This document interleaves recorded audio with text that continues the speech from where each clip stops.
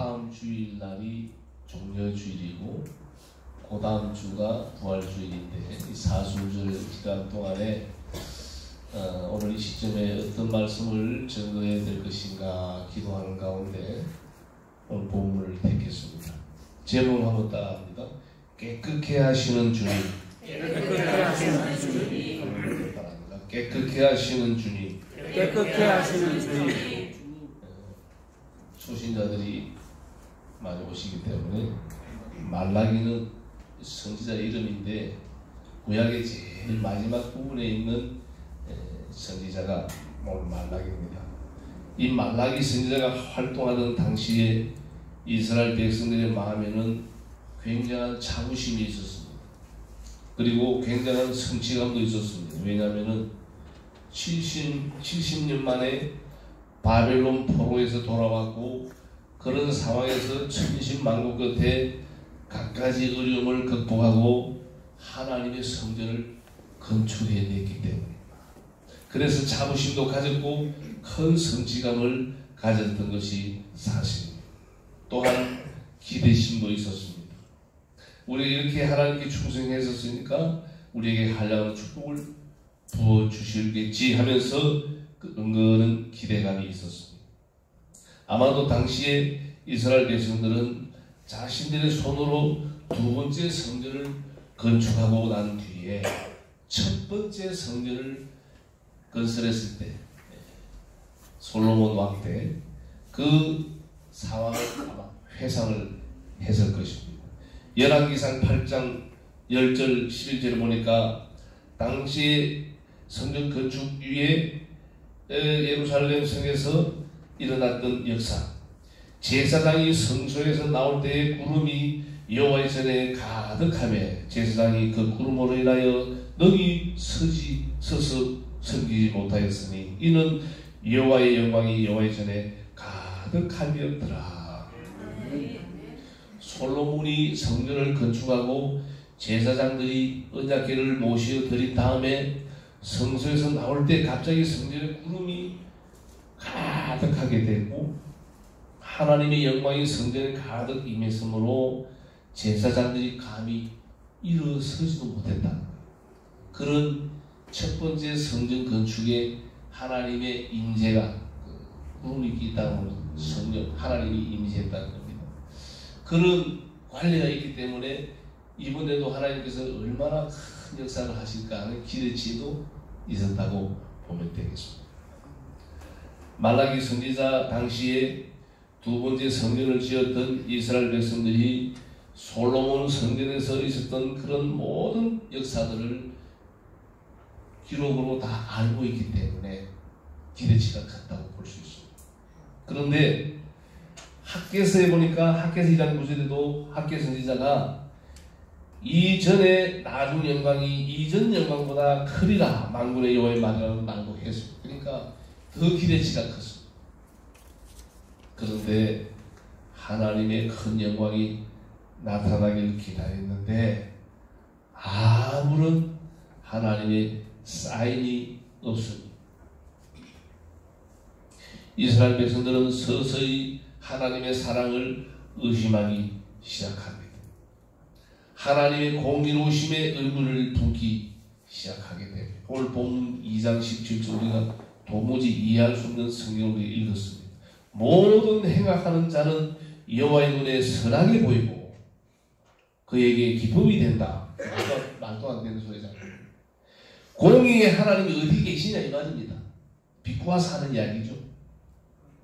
하나님의 임재를 지금 기다리고 있는데 두 번째 성전 건축한 재단에 아무런 구름 한 점이 없습니다. 그러니까 하나님은 행악자를 통해서 기뻐하고 영광을 받는 하나님인데 그 공의 하나님이 어디 있냐 이 말입니다. 이것이 당시의 이스라엘 백성들의 모습이었습니다. 하나님께 대한 믿음을 다 잊어버렸습니다. 보통 우리가 설교하면 이 시점에는 이제 적용 부분을 그럼 우리는 어떻게 할 것인가? 우리가 하나님의 일을 열심히 하는데 하나님이 아무리 축복이 없다, 사인이 없다, 기도했는데 응답이 없다.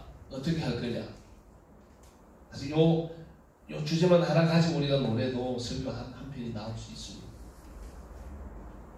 왜 우리가 성경을 우리가 들추보고 말씀을 보느냐. 우리의 거울로 삼기 위해서. 그 당시에 이런 사건들이 있었는데 이스라엘 백성들이 이렇게 했는데 어떻게 할 것이냐. 우리는 어떻게 했으면 좋겠냐. 이 부분을 제가 적용 부분을 쭉 제가 설교를 다 준비했습니다. 이 늘어놓으면 시간이 많이 가기 때문에 생략합니다. 우리 각자가 우리가 하나님 앞에서 열심히 일하는데 내가 봉사하는데 하나님 왜 아무런 응답이 없습니까? 아무런 보상이 없습니까? 하면은 그건 아니오시. 그는 믿음으로 하는 행동이 아니라는 것입니다. 그런가 하면은 하나님께서 제일 원하시는 것은 믿음인데 하나님을 지금 의심하고 하나님의 공의를, 하나님의 섭리를, 하나님의 사랑을 그들이 지금 외면합니다. 사랑하는 믿음의 형제 여러분, 우리가 무엇으로 하나님을 기쁘시게 할 수 있겠습니까? 믿음장 히브리서 11장에는 믿음이 없이는 기쁘시게 하지 못한다고 했습니다. 우리가 하나님을 기쁘시게 하는 방법은 믿음으로 기쁘게 하는 거예요. 하나님이 나와 함께 하신다고 하는 확신이 오면은 인내하면서 우리가 하나님의 임재와 하나님의 축복을 기다릴 수 있는, 그것을 여러분 조금 더 구체적으로 표현하면은 겸하게 겸손한 자가 돼요. 제가 행사가 있으면, 교회 행사가 있으면 기도를 많이 합니다. 이게 좋은 일이 있으면 꼭 왼수마귀가 있어 탐탐을 타. 한 사람 두 사람이 시험에 든다. 그런 걸 많이 봅니다. 제가 오늘 설교 준비하면서 그런 제 과거의 해상들이 많이 지나갔어요. 그 사람이 원하는 것도 아니에요. 왼수마귀한테 붙잡히니까 마음을 강탈당하니까 그냥 원수 마귀질 하는 거예요. 너무 안타까웠어요. 그 모든 결론이 뭐냐? 믿음이 없기 때문에. 믿음이 없이는 하나님을 기쁘시게 할 수 없다. 오늘 이 시간 우리의 각자의 믿음을 확인하는 시간이 되어야 될 줄로 믿습니다. 누가복음 7장에 가보면은 한 백부장이 나옵니다. 예수님께 나와서 자기 종의 병을 고쳐달라고 간청합니다. 그래 가자. 너희 집 가자. 말씀만 하십시오. 감당할 수, 주님이 저희 집을 감당할 수, 말씀만 하시면 우리 하인이 낫습니다. 예수님께서 깜짝 놀라요. 예수님이 다니다가 이런 믿음을 처음 봤거든요. 누가복음 7장 9절에 내가 너에게 이르노니 이스라엘 중에서 이만한 믿음을 내가 만나보지 못하였노라. 여러분, 예수님을 감격시켜 드리고 싶다면 믿음을, 반석 같은 믿음을 우리가 다시 한번 확인해야 될 줄로 믿습니다. 오늘 바로 본문의 이스라엘 백성들이 그러했습니다. 이스라엘 백성들이 하나님을 원망한 것이 큰 사건이 아닙니다. 합리화하는 것도 아닙니다. 아무리 믿음이 좋은 사람이지라도 때로는 하나님을 원망할 때가 있습니다. 정말 힘들면 그렇게 될 때가 있을 수 있습니다. 정작 문제가 뭐냐? 이스라엘이 그로 인하여 믿음을 잃어버렸다는 거예요. 우리가 믿음을 잃어버리는 것을 가장 원하는 자가 누군지 알아요? 원수마귀입니다.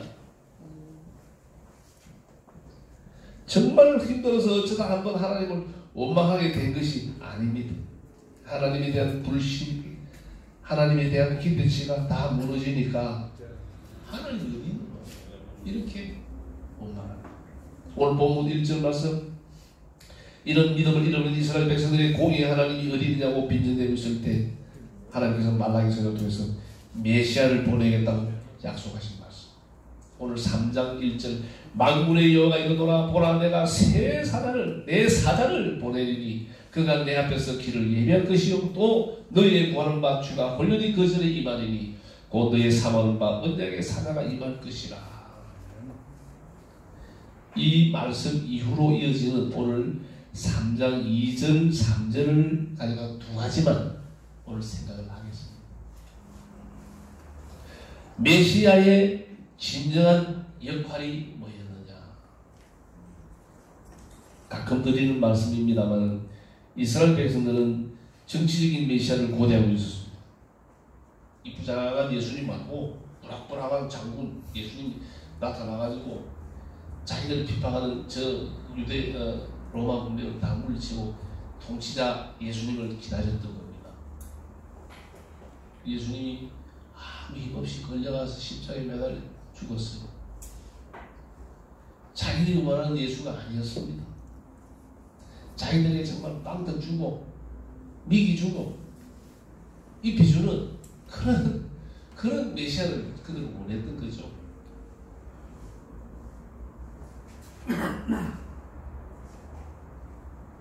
오늘 본문 2절 3절을 한 번 더 읽어드립니다. 그의 임하는 날을 누가 너희 당하며 그의 나타나는 때에 누가 너희 서리요.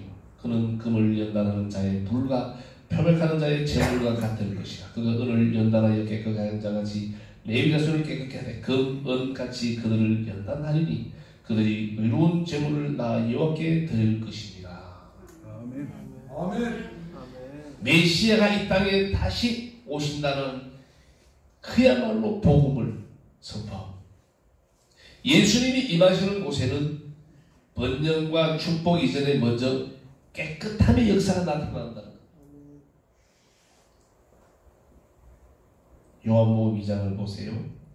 예수님께서 성전에 들어가서 제일 먼저 하신 일이 뭡니까? 성전에 갔더니 비둘기 파는 사람들 난장판이. 옛날에는 재물을 바쳐야 되잖아요. 가난한 사람들은 비둘기 한 마리라도 바치. 왜 비둘기가 나오고 그 양이 나오고 이렇게 하느냐면은 쉽게 말해서 암소 뒷다리 하나만 더 바치면 그게 온전히 드리기 위해서는 뒷다리 하나만 가면 안 되는 거예요. 차라리 암소 뒷다리 한 마리보다 비둘기 한 마리를 온전히 드리기 낫다 이 말입니다. 그래서 그 당시에 자기 역량대로 생활 그 능력대로 가난한 사람들은 비둘기 한 마리 사서라도 온전히 바치는 그렇게 주님이 성전에 들어가기 완전 이 장사 소굴이라 그렇게 엎치고 해서 막 성전을 깨끗하게 하신 주님입니다. 아멘. 2장 16, 요한복음 2장 16절에 예수님께서 이것을 여기서 가져가 내 아버지 집에서 장사하는 집을 만들지 말라.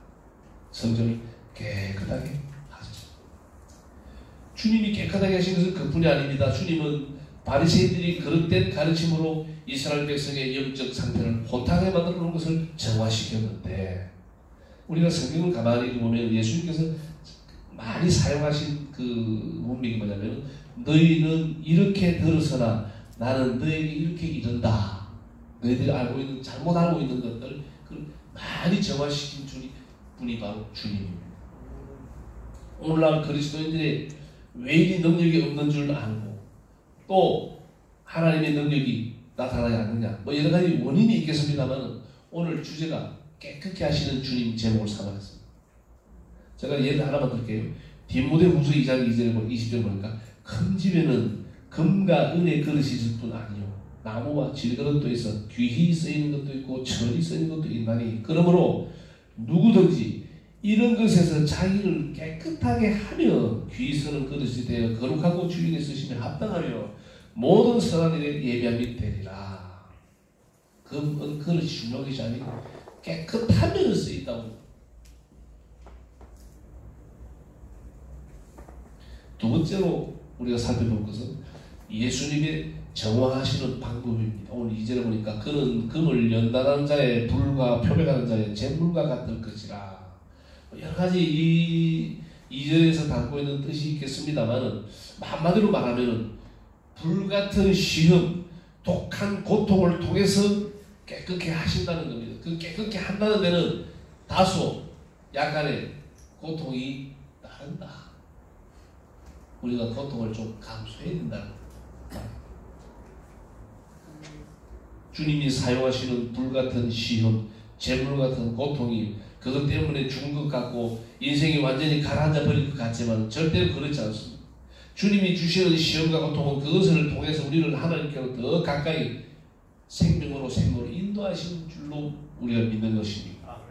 사탄이 주는 시험과 고통은 하나님을 떠나게 하지만은 주님이 주시는 시험과 고통은 우리 자신을 돌아보게 하고 우리를 깨닫게 하는, 깨닫는 것이 복이에요. 복은 당첨되는 것보다 깨닫는 것이 복. 우리 하나님 말씀이 선포될 때 이런 그 말씀이 이런 가슴을 부닥치고 아이고 내가 잘못했구나. 그게 축복입니다. 그게 복이에요.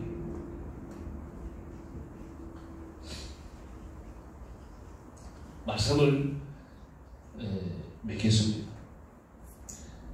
제가 오늘 예배 중에 행사가 있기 때문에 최대한 설교를 줄이는데 뭐 이해는 되시죠?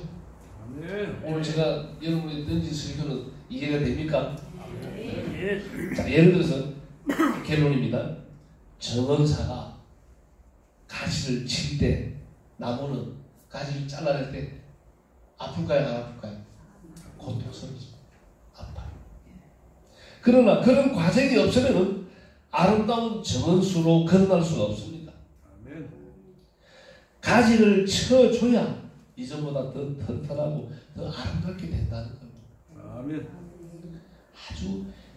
아주 기술자 정은사를 만나는 것이 정은수 나무는 복된 것입니다. 우리 모든 거룩한 무리인 성도들 우리 모두는 인생의 비극이 인생의 고통이 때로는 가지치기와 같은 것일 수가 있습니다.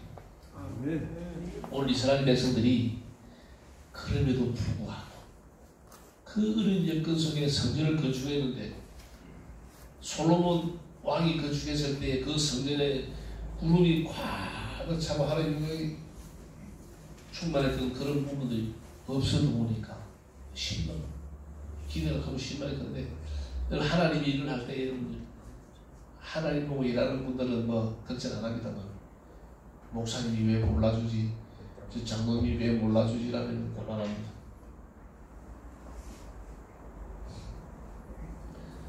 외수마귀는요 가만히 있는 사람한테 시험 안 줘요. 앞에서 일하는 사람 힘 빼는 선수가 누구냐? 외수마귀입니다. 아멘. 그 쏘면 안 돼요. 마귀의 그 사탄의 그 정체성은 뭐냐면요 속이는 자예요. 속이는 자. 우리를 속여요. 마귀가 하는 가장 결정적인 그 마귀의 전공이 뭐냐면 속이는 거, 속이는 거. 그 마귀의 속임에 넘어가면 안 돼요. 사랑하는 믿음의 형제 여러분, 우리가 사순절 기간에 우리는 우리 자신을 한번 돌아보면서 우리를 깨끗하게 우리의 심령을 깨끗하게 하는 우리의 아름다운 동해가 있어야 될 줄로 믿습니다. 아멘. 여러분 우리가 어떻게 보면은 오늘 굉장히 중요한 포인트를 여러분들 제가 던질 거예요. 짧은 시간이나 하나님이 쓰는 자는 깨끗한 자를 쓴다 이 말입니다. 조금 모양이 뭐 나고 검은 그릇은 아니고 질그릇 나무 그릇이라 하지라도 깨끗할 때 쓰임을 받는다. 아멘.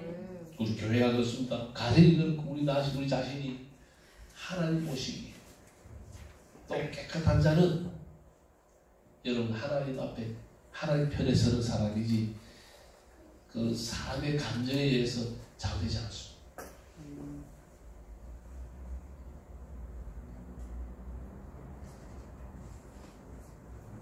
그리스도가 이 땅에 오시면 이 세상을 정화시킨다고 하는 오늘 메시지.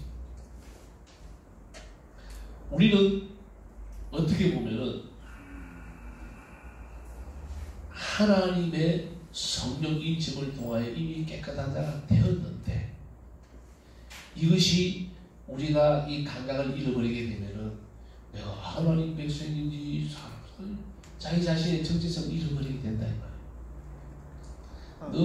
늘 근신하여 깨어기도 하는 자, 겸손한 옷을 입고 하나님을 높이고 하나님이 아무 사인이 없다 하더라도 내가 하나님의 자녀로서 하나님으로부터 구원받은 자로서 내가 마땅히 당연히 요즘에 지금 당근이라는 당연히 해야 될 일을 할 수 있다. 자원하는 마음, 기쁨으로 여러분 봉사하는 그 봉사가 그 상급이 하늘나라의 우리의 본향에 차곡차곡 쌓일 수 있는 축복된 우리 모든 식구들이 되시기를 주님의 이름으로 축복합니다. 걸어가시고 걸어가신 아버지 하나님의 은혜와 사랑을 감사드립니다.